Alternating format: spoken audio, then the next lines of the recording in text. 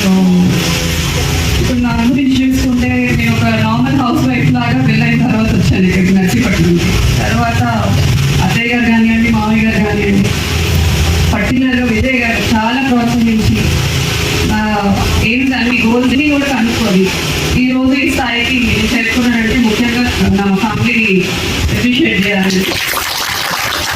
MBBS హైదరాబాద్లో చేశాను. పర్టికులర్గా మా తల్లిదండ్రులు కానివ్వండి, ఫ్యామిలీ సపోర్ట్ లేకపోతే ఈ పార్టీని ఇక్కడ ఉండేదని కాదు డెఫినెట్గా. సో తర్వాత యాజ్ అ ఫిజిషియన్ నేను చాలా మెడికల్ క్యాంప్స్ కండక్ట్ చేస్తుంటాను. చేస్తున్నప్పుడు చాలా మంది ఆడవాళ్ళు చూస్తుంటారు. ఈ ఫ్రీ టెస్టులు చేసేటప్పుడు కూడా చాలా మంది వాళ్ళ సొంత ఆరోగ్యాన్ని నెగ్లెక్ట్ చేస్తుంటారు.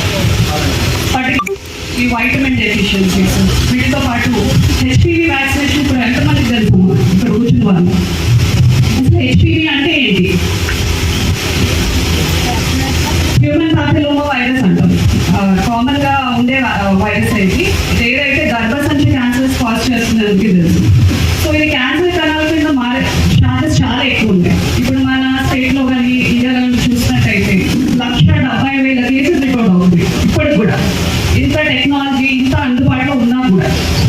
సో ఇప్పుడు హెచ్పివి వ్యాక్సినేషన్ ఇప్పుడు గవర్నమెంట్ ఫ్రీగా తీసుకొస్తుందండి ఈ ఫిబ్రవరి నుంచి. ఇప్పుడు నెక్స్ట్ కమింగ్ మంత్స్లో వస్తుంటుంది. లైక్ ఇది బయట మీరు కాస్ట్ చూసుకున్నట్టయితే వేలలో ఉంటుంది కాస్ట్ వ్యాక్సిన్. ఇప్పుడు మీకు ఫ్రీగా అందుబాటులో వస్తుంది. సో మెయిన్ ఈ హెచ్పివి సర్వైకల్ క్యాన్సర్ గురించి తెలుసుకోవాలంటే ఎవరు తీసుకోవాలి వ్యాక్సిన్? సో ఏది ఉన్నా కూడా మీకు ఈ ఇమ్యూనిటీ పవర్ పెంచుకోవడానికి ఉపయోగపడుతుంది. సో పర్టికులర్గా అందరూ కూడా ఓన్ హెల్త్ పైన ఫోకస్ ఎక్కువ చేయండి. సో ఇక్కడ నాకు అవకాశం ఇచ్చిన పెద్దలందరికీ ధన్యవాదాలు.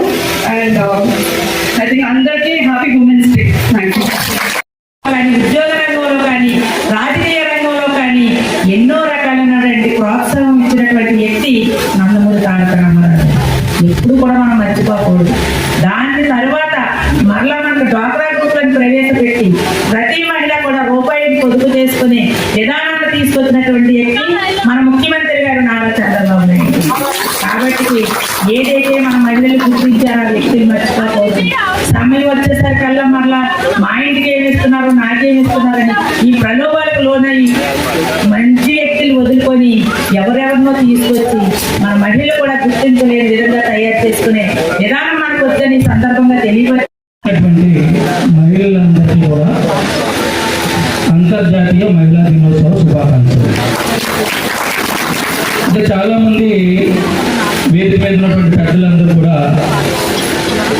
మహిళలకు ఇస్తున్నటువంటి ప్రాధాన్యత కోసం,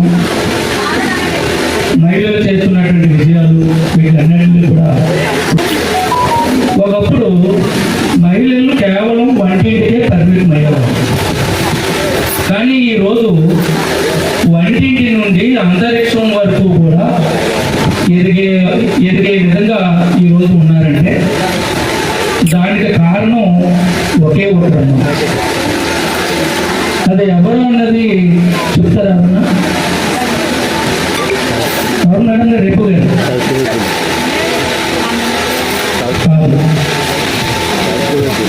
స్వర్గీయ డాక్టర్ నందమూరి తారక రామారావు గారి విషయాన్ని నేను ఎందుకంటానంటే స్థానిక సంస్థల్లో ఎంతోమంది రోజు ప్రజాప్రతినిధులు మహిళలు ఉన్నారంటే ఆయన కల్పించినటువంటి రిజర్వేషన్ ఉద్యోగాల్లో అవ్వచ్చు.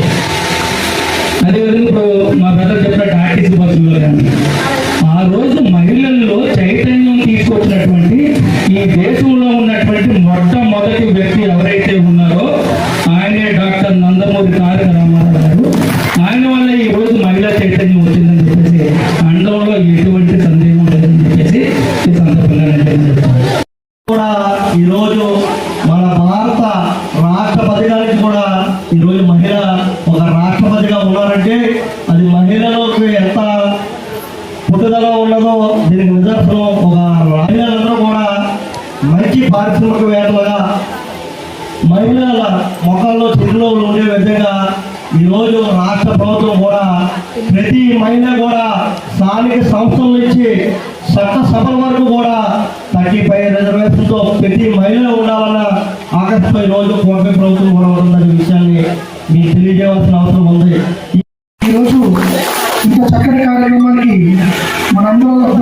భావించేటువంటి సువర్ణ మేడం గారు డాక్టర్ గారు రావడం ఎంతో ఆనందదాయకం. ఆమెకి ముందుగా అంతర్జాతీయ మహిళా దినోత్సవ శుభాకాంక్షలు. అలాగే వేదికను అలంకరించిన పెద్దలందరికీ కూడా పేరు పేరున నా యొక్క నమస్కారాలు తెలియజేసుకుంటున్నాను. మన కూటమి ప్రభుత్వం ఏర్పడిన తర్వాత మహిళలందరికీ కూడా ఒకప్పుడు ఆర్టీసీ బస్సులో స్త్రీలకు మాత్రమే సీట్లు రాసుండేవి, సీట్లో పేర్లు రాసుండేవి. కానీ ఈరోజు మన కూటమి ప్రభుత్వం వచ్చిన తర్వాత మన చంద్రబాబు నాయుడు గారు ఆలోచించి స్త్రీలకు మాత్రమే బస్సులు ఏర్పాటు చేసే స్థాయికి మీ మహిళలందరూ కూడా ఎంతో చక్కటి గౌరవించబడ్డారు.